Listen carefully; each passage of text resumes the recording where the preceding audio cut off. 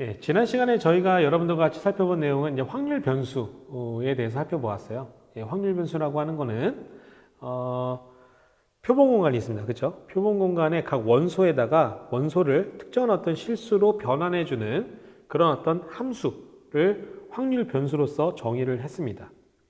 그래서 이번 시간에는요, 이 확률 변수가 가질 수 있는 값이 이산형이냐, 여러 개 이게 셀 수 있는 그런 어떤 이산형이냐, 연속형이냐에 따라서 이산 확률 변수, 연속 확률 변수, 뭐 이런 식의 어떤 개념을 정의를 하고요. 그 다음에 어떤 확률 변수가 특정한 값을 가지게 될 확률, 이제 그거를 이제 이산 확률 변수 같은 경우에는 probability mass function이라고 얘기하고, x가 만약에 연속 확률 변수일 경우에는 probability density function이라고 이야기를 하는데, 뭐 그런 개념들 여러분들과 같이 기초적인 어떤 확률 변수와 관련된 여러 가지 개념들을 같이 살펴보도록 하겠습니다. 자, 확률 변수는 변수가 취하는 값에 따라서 이산 확률 변수와 연속 확률 변수로 나눕니다. 그래서 이산 확률 변수, discrete random variable이라고 이야기하는 것은 뭐냐면, 확률 변수, 이게 이제 함수죠. 그 출력이 유한하고, 이렇게 셀수가 유한하고, 그 다음에 불연속적인 셀 수 있는 값, 뭐 예를 들면 0, 1, 2. 근데 그게 반드시 정수일 필요는 없어요. 뭐 1.5, 2.5, 3.5 이런 식으로 어찌됐든 이렇게 불연속적인 어떤 값을 가지는 경우, 그럴 경우에는 해당되는 확률 변수를 디스크리트한 이산 확률 변수라고 이야기를 해요. 그래서 뭐 3개의 동전을 던졌을 때 앞면의 개수, 그 다음에 뭐 교통사고 수, 그 다음에 한 달 동안에 암탉이 낳은 달걀 수, 뭐 이런 것 같이 좀 셀 수 있잖아요. 자, 이런 것들을 이제 이산 확률 변수라고 이야기를 하고요. 그 다음에 이제 연속 확률 변수는 확률 변수가 이제 아까도 말씀드린 함수의 개념으로 보신다면, 표본 공간을 특정한 실수값으로 매핑을 할 때 그 함수의 출력값이, 즉 확률 변수의 출력이 연속적인 값을 가지는 경우를 연속 확률 변수라고 이야기를 합니다. 아마 이 예시를 든 것도 뭐 시간, 그 다음에 돈, 보통 이런 것들을 보통 연속 확률 변수로 보긴 하는데요. 사람별로 이게 뭐 디스크리트한 거 아니냐 이렇게 볼 수도 있는데요. 일단은 좀 상황에 맞춰서 이게 이제 이산 확률 변수인지 연속 확률 변수인지 좀 잘 이해를 해주시면 좋겠습니다. 특히 이제 시간 같은 경우는 연속 확률 변수로 보통은 정의를 하고 이야기를 합니다. 자, 그래서 여태까지 이제 살펴봤던 내용은 일단 확률 변수라고 하는 것은 함수인데 표본 공간에 있는 각 원소들을 실수로 이렇게 매핑한 거다. 그리고 그 하나의 어떤 그 값으로 매핑되는 여러 개의 원소들이 존재할 수 있다. 그러면은 당연히 어떤 특정 확률 변수가 특정한 어떤 실수값을 가지게 될 확률은 그에 상응하는 이벤트가 존재한다는 것이고요. 자, 그 다음에 이제 지금부터 우리가 좀 말씀드릴 내용은 이 확률 함수라고 하는 내용을 좀 말씀드리려고 합니다. 자, 확률 함수라고 하는 거는요, 기본적으로 특정한 어떤 확률 변수가 취할 수 있는 실수값이 인풋이고요. 그 다음에 거기에 대한 출력으로 확률로 변환을 시켜주는, 자, 어떤 이 실수값이 확률 변수가 취할 수 있는 각각의 실수값에 대응되는 확률로 이렇게 매핑해주는, 그죠? 그러한 어떤 역할을 해주는 함수를 확률 함수라고 이야기를 해요.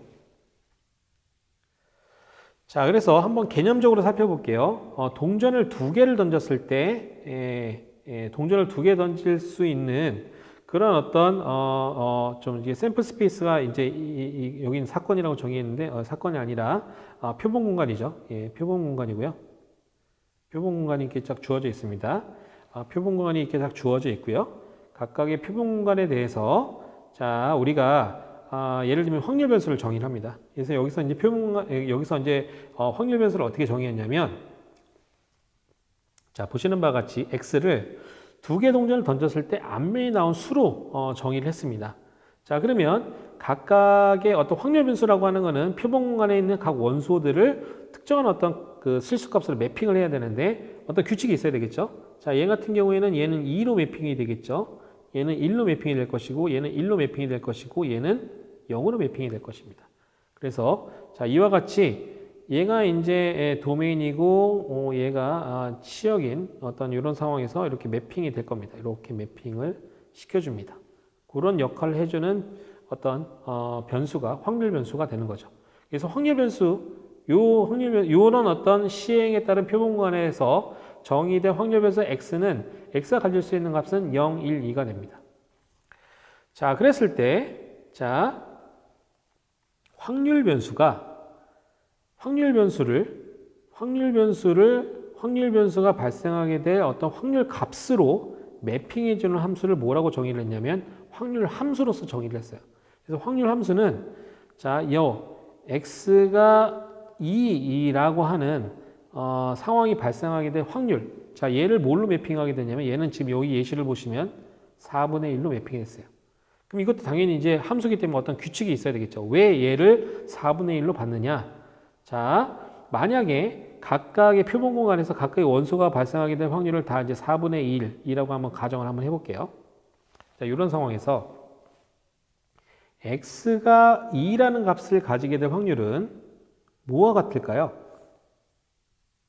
자, 우리가 아까 확률 변수를 설명드릴 때 확률 변수가 특정한 값을 갖는다는 것은 그 값에 상응하는 이벤트가 존재한다라고 말씀을 드렸습니다.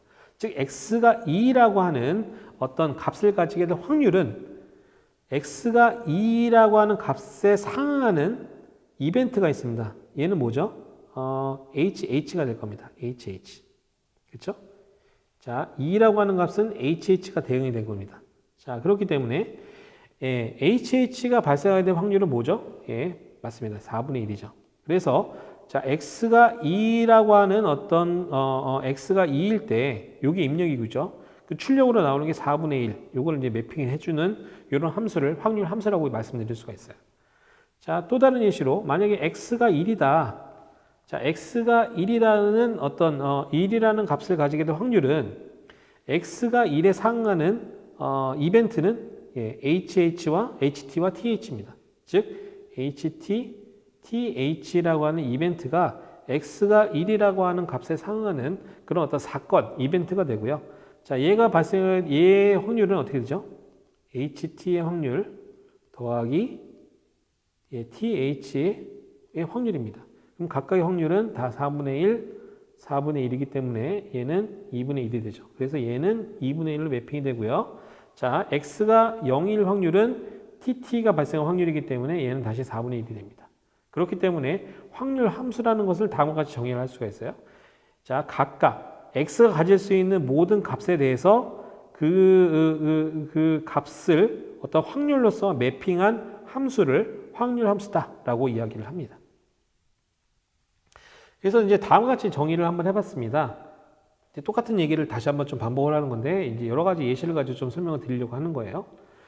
자, 표본 공간 동전 2개 던지는 어떤 사건에 대한 동전을 2개 던지는 어떤 그 시행에 대한 표본 공간은 이제 다음과 같이 4개의 원소로 구성되어 있고 각각의 원소가 발생하게 될 확률을 이렇게 다음과 같이 정의했다고 가정을 한번 해보겠습니다. 자, 그랬을 때 자, x가 그러니까 앞면에 나오게 될 개수를 x라고 하는 확률 변수로 정의했다면 자, HH는 2로, HT는 1로, TH는 1로, 그다음에 TT는 0으로 이렇게 됩니다. 마찬가지로 하나의 어떤 표본 공간에 대해서 확률 변수 여러 개를 정의할 수 있다고 말씀드렸어요.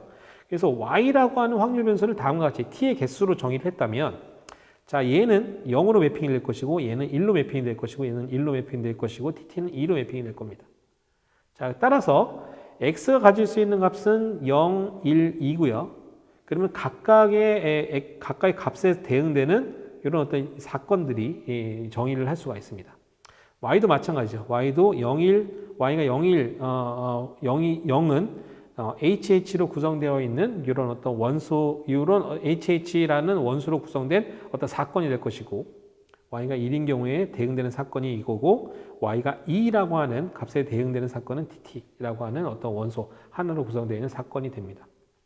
자, 이랬을 때 확률 함수는요. 확률 변수가 취할 수 있는 실수값을 어떤 확률로서 매핑해주는 그런 어떤 역할을 해주는 함수라고 말씀을 드릴 수가 있어요. 자, 그랬을 때 자, x가 0일 확률은 어떤 거와 같냐면 TT라고 하는 이벤트가 발생할 확률과 같습니다.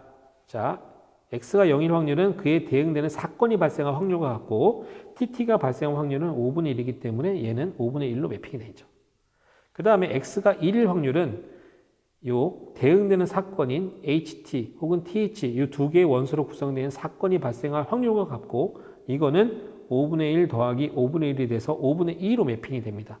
그렇죠? 1은 5분의 2로 매핑이 되는 거죠. 그래서 X가 2가 될 확률은 어떤 사건? HH라고 하는 이벤트가 발생하게 될 확률과 같기 때문에 그거는 이제 5분의 2이 되죠. 그래서 얘는 5분의 2로 매핑이 됩니다. 자, Y는요. 당연히 다르겠죠. 자, Y가 0과 같을 확률은 자, HH로 구성되어 있는 사건이 발생한 확률과 같고 얘는 어떻게 되죠? 5분의 2입니다. 그래서 0이 5분의 2로 매핑이 되는 거예요.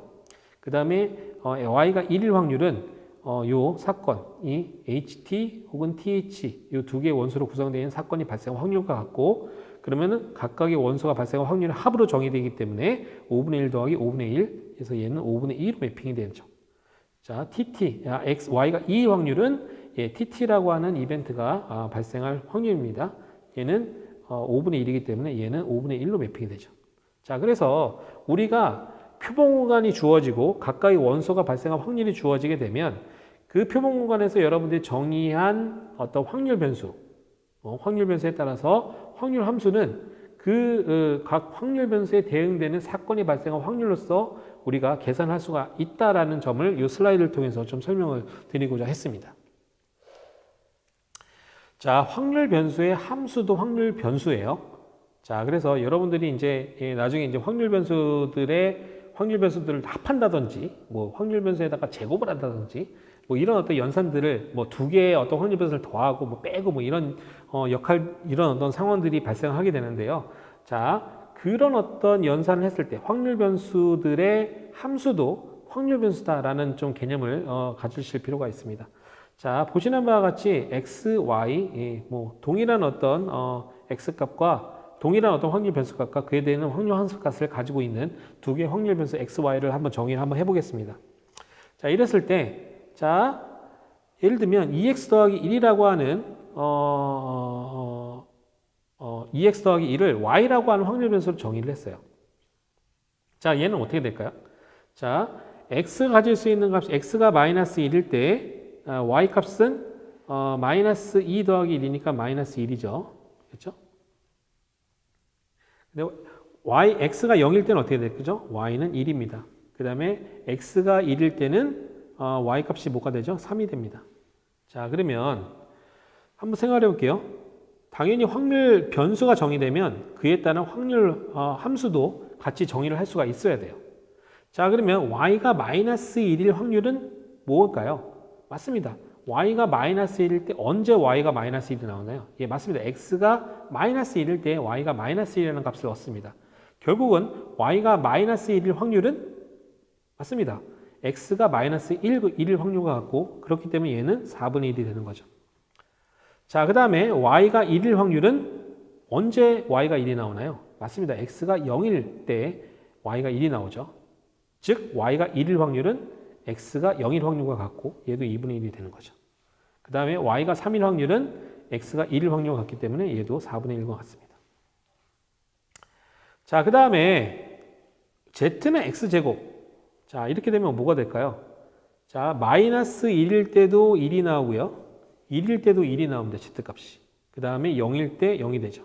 자, 그 얘기는 즉슨 z가 1일 확률은 x가 마이너스 1이거나 x가 1이거나 둘 중에 하나라도 만족을 하면 기본적으로 z는 1이 나오기 때문에 결국은 z가 2이 나올 확률은 x가 마이너스 1일 확률 더하기 x가 1일 확률입니다. 어차피 이 두 사건은 서로 상호 배타적인 어떤 사건들이기 때문에 그 두 개 합집합에 대한 확률은 각각에 대한 확률의 합과 같습니다.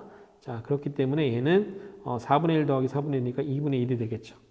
그 다음에 z가 0이 될 확률은 x가 0일과 같은 확률과 같기 때문에 얘는 2분의 1 이렇게 쓸 수가 있습니다. 자, 그 다음에 지금 보시는 바와 같이 이제 x 플러스 y입니다. 그래서 요거는 제가 다 시간상 다 해보기는 어려울 것 같고요. 자, 여기 이제 x인 경우, y인 경우. 자, 자, 마이너스 1, 0, 1입니다. y도 마이너스 1, 0, 1이죠. 자, 그랬을 때, 자, 한번 생각을 해볼게요. 자, 두 개 한번 더, 이제 이 w는 이 두 개 합이니까요. 얘는 이제 마이너스 2죠. 얘는 어때요? 마이너스 1이고, 얘는 0입니다. 그 다음에 0 더하기 마이너스 1이니까 얘는 마이너스 1이고, 얘는 0이고, 얘는 1입니다. 그 다음에 얘는 뭐죠? 0이고, 이 1 더하기 0이니까 1이고, 1 더하기니까 2죠. 자, 그 얘기즉슨 w라고 하는 변수가 가질 수 있는 값은 마이너스 2, 마이너스 1, 0, 1, 2가 됩니다. 자, 그래서 모든 경우를 다 해볼 필요는 없을 것 같고요. 뭐 하나의 경우만 살펴보도록 할게요. 자, 두 가지만 살펴볼게요. 첫 두 개만 한번 살펴보도록 하겠습니다. 자, w가 마이너스 1 확률은 어떤 경우죠? x가 마이너스 1이고 y가 마이너스 1일 때 w가 마이너스 2가 됩니다. 그래서 w가 마이너스 1 확률은 x가 마이너스 1이고 y가 동시에 y가 마이너스 1일 때 w가 마이너스 2라는 값이 나옵니다. 그렇기 때문에 두 개 동시에 발생을 해야 되고 두 개의 사건은 두 개의 어떤 그 사건은 상호 배타적이고 요런 두 개 동시에 발생을 해야 되는 확률이기 때문에 이걸 계산해 보시면 4분의 1 곱하기 4분의 1이 돼서 16분의 1이 됩니다. 자, 그 다음에 w가 마이너스 1일 경우는 x가 0이고 y가 마이너스 1이거나 혹은 x가 마이너스 1이고 y가 0이거나 두 가지 경우가 되겠죠. 그러면 자, x가 0이고 y가 마이너스 1, x가 0이고 y가 마이너스 1 확률은 뭐가 되죠? 맞습니다. 8분의 1이 되고요. 마찬가지로 x가 마이너스 1이고 y가 0일 확률도 마찬가지로 8분의 1입니다. 그리고 이 둘 중에 하나만 돼도 일단 기본적으로 w는 마이너스 1이기 때문에 8분의 1 더하기 8분의 1이 돼서 8분의 2, 결국 4분의 1이 되죠. 자, 이와 같은 방식으로 w가 0일 경우, 자, 요 경우죠. 그 다음에 w가 1일 경우, 요 경우죠. w가 2일 경우, 요 경우입니다. 그래서 각각에 대해서 여러분들이 w가 취할 수 있는 값, 그 다음에 각각의 값별로 발생하게 될 확률을 우리가 여러분들이 계산할 수가 있게 됩니다. 자, 그래서 이제 이산 확률 변수, 그 다음에 이제 확률 질량 함수에 대해서 좀 살펴보도록 할게요. 그래서 이산 확률 변수 x에서 나올 수 있는 값을 스몰 x라고 할 때, x의 값에 x에다가 스몰 x가 나오게 될 확률은 이렇게 이미 좀 살펴봤던 것처럼, 확률 변수가 이 스몰 x와 같게 될 확률, 이와 같은 방식으로 좀 표기를 합니다. 그래서 요 같은 경우에는 이제 확률 질량 함수, probable 요 확률을 각각 확률 변수의 확률 질량 함수를 다음과 같이 정의를 해요. 그래서 각각의 이 확률 변수 x가 스몰 x와 같을 확률을 이렇게 px라고 정의를 하고요. 이런 것들은 모든 가능한 x가 취할 수 있는 모든 가능한 값들에 대해서 우리가 이 px라는 값을 정의를 할 수가 있습니다. 그렇게 되기 때문에 자, x가 가질 수 있는 취할 수 있는 값들이 있고요. 그 다음에 그 값들이 가지고 있는 확률 값들을 이렇게 도표로 표시를 하게 되면 자, 이와 같은 형태로 표기되는 그런 어떤 함수를 확률 질량 함수, probability mass function이라고 이야기를 합니다. 자, 그래서 px라고 하는 것은 확률 변수가 취할 수 있는 각각의 값들을 0과 1 사이에 있는 확률로서 매핑을 하게 되고요. 자, 그 다음에 이 PMF는 결국은 확률이라고 볼 수가 있고, 확률이기 때문에 당연히 PX라고 하는 건 0부터 1 사이에 있는 값을 가지고 있고요. 그 다음에 모든 가능한 X에 대해서 PX 값을 더하게 되면 당연히 1이 나와야 됩니다. 자, 그랬을 때 우리가 이제 어떤 확률 변수가 있으면 그 확률 변수는 기본적으로 확률 변수가 정의됐다라는 얘기는 확률 변수가 취할 수 있는 값들이 무엇이고, 그 다음에 확률 변수가 특정한 값을 가지게 될 확률 함수 또한 주어져 있다라고 우리가 볼 수가 있습니다. 그래서 확률 변수 x 이렇게 되면 기본적으로 함의된 내용은 방금 말씀드린 것처럼 x가 취할 수 있는 값이 무엇이고, 그 다음에 그 x에 대한 확률 함수도 정의가 되어 있다라는 얘기예요. 그랬을 때 우리가 이 값들을 좀 한번 요약을 해볼 수가 있어요. 그래서 보통 일반적으로 확률 변수를 평균 혹은 기대값, 그다음에 분산 이와 같은 어떤 정보로서 좀 요약을 합니다. 그래서 확률 변수에 대한 어떤 기대값은 이제 다음과 같이 계산을 해요. 자, 각각의 어떤 확률 변수가 취할 수 있는 값이 있고요. 그 다음에 그의 확률 값을 이렇게 곱한 다음에 쭉 모든 가능한 x에 대해서 쭉 더해 줍니다. 그래서 이를 확률 변수 x에 대한 기대값은 그 다음에 x가 취할 수 있는 값들이 발생한 확률로 가중된 평균을 보통 이제 x에 대한 기대값이라고 이야기를 합니다. 예, 다음은 이제 분산이라는 개념인데요. 분산이라고 하는 거는 평균으로부터 x라는 값들이 얼마큼 떨어져 있는지를 나타내는 지표예요. 자, 그래서 여기 정의를 보시면 평균이 뮤라고 가정을 했을 때, 예, 각각의 x가 취할 수 있는 값들로부터 뮤가 얼마큼 떨어져 있는지, 여기는 편차라고 보통 이야기를 하는데, 편차들의 제곱에 대한 어떤 기대값이라고 볼 수 있습니다. 그래서 평균에 대한 편차 제곱의 기대값을 분산이라고 이야기를 하고요. 요거는 x들에 있는 값들이 얼만큼 평균으로부터 얼만큼 이렇게 흩어져 있는지, x 값들이 얼만큼 흩어져 있는지를 나타내주는 어떤 요약 정보라고 볼 수가 있습니다.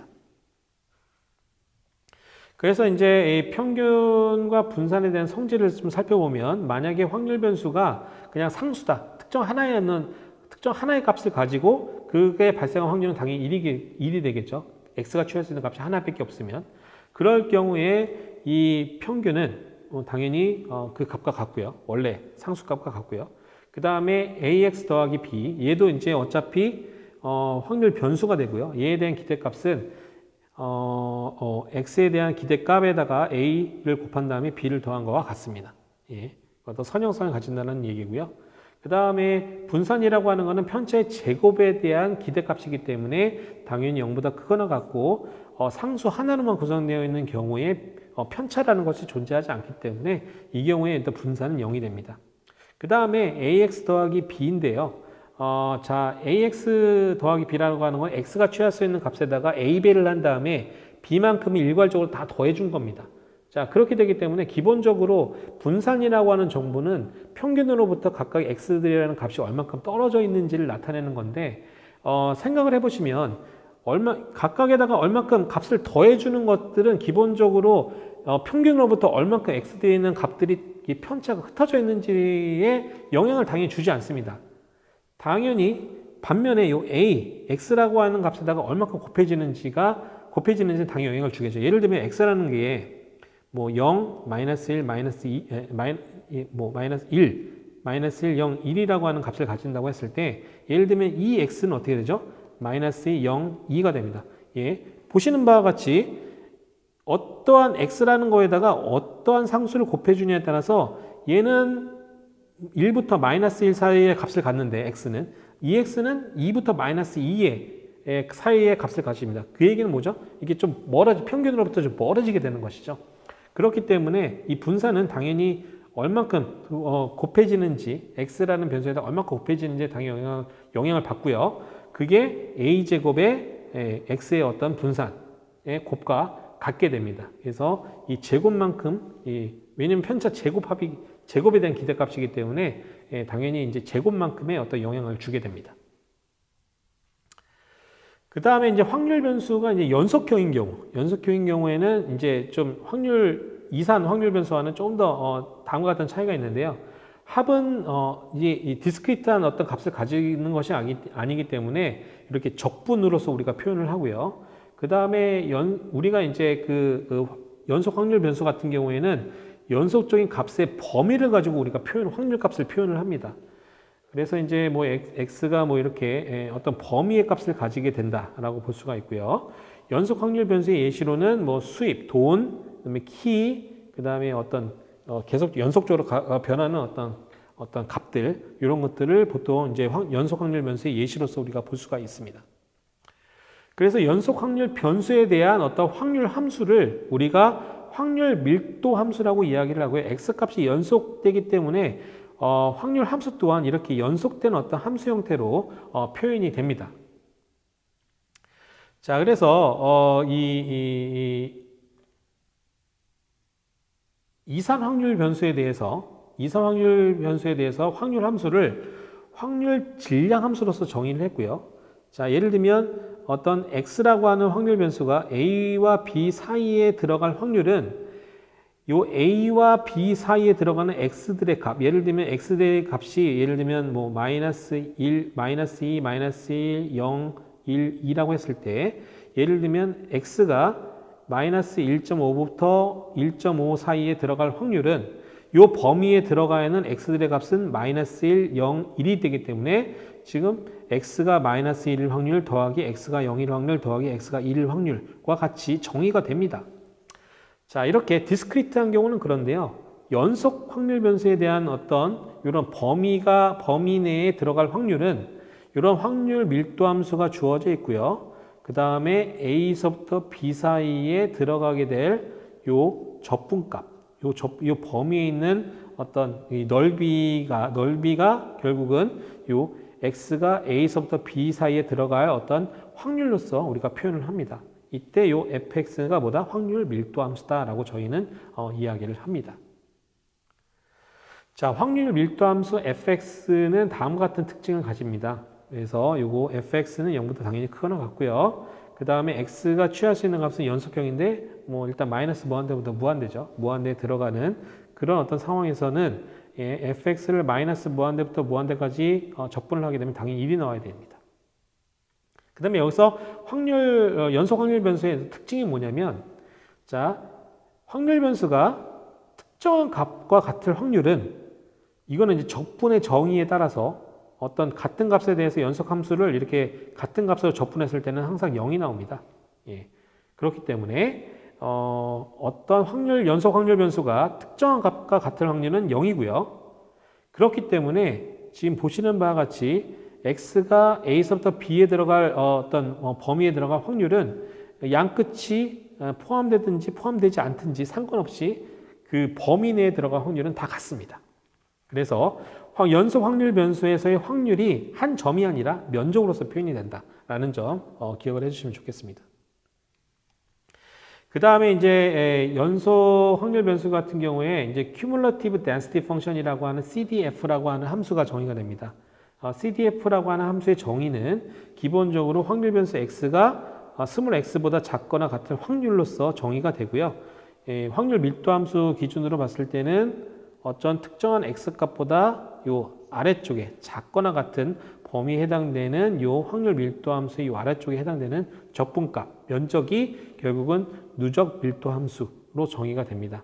그렇기 때문에 예를 들면 x가 a서부터 b에 들어갈 확률은 어떻게 되죠? 이렇게 확률 밀도 함수가 이렇게 정의가 되어 있으면, 자, 얘가 b고 얘가 a고 결국은 정의에 따라서 이 부분이 될 텐데, 자, 이 부분의 확률은 어떻게 되죠?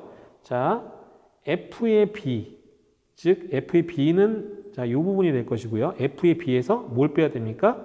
f의 a죠. f의 a를 빼시면 결국은 요 x가 a와 b 사이에 들어갈 확률로서 우리가 표현을 할 수가 있게 됩니다. 그래서 요거 잘 기억을 해두시면 좋을 것 같고요. 마찬가지로 이제 연속 확률 변수 또한 우리가 이제 요약을 할 수가 있어요. 그래서 이거를 어떻게 요약을 하느냐? 뭐 기대값과 분산으로서 표현할 수가 있고요. 기대값은 우리가 이산 확률 변수 같은 경우에는 이산 확률 변수가 취할 수 있는 값, 그 다음에 거기에 대한 확률을 이렇게 곱해서 쭉 더해줬다면, 얘 같은 경우에는 어떤 범위에 있는 값을 가지기 때문에 이 기대값은 취할 수 있는 모든 값이 마이너스 무한대부터 무한대에 대해서 x와 그에 따른 확률 밀도 함수를 가지고 이 곱에 대한 적분값을 계산하시면 이게 연속 확률 변수의 기대값으로 계산할 수가 있고요. 요런 기대값이 계산이 되면 동일한 논리로 우리가 분산, 평균으로부터 x에 대한 값이 얼마큼 떨어져 있는지를 요 x-y 뮤의 제곱인 어떤 편차 제곱에 대한 기대치로서 우리가 분산을 계산할 수가 있습니다. 그래서 이번 시간에 여러분들과 같이 이산 확률 변수, 연속 확률 변수, 그 다음에 각각의 확률 변수에 대해서 우리가 확률 변수를 어떻게 계산하는지, 그래서 표본공간으로부터 표본공간 정의된 어떤 확률을 기반으로 확률 변수에 대한 어떤 확률도 계산할 수가 있고, 각각의 확률 변수에 대한 확률 함수라는 게 정의가 되고, 이게 이산형이냐 연속형이냐에 따라서 probability mass function, 확률 질량 함수, 그 다음에 probability density function, 확률 밀도함수 이렇게 표현이 된다라는 거 여러분들 같이 살펴보았습니다. 예, 수고하셨습니다.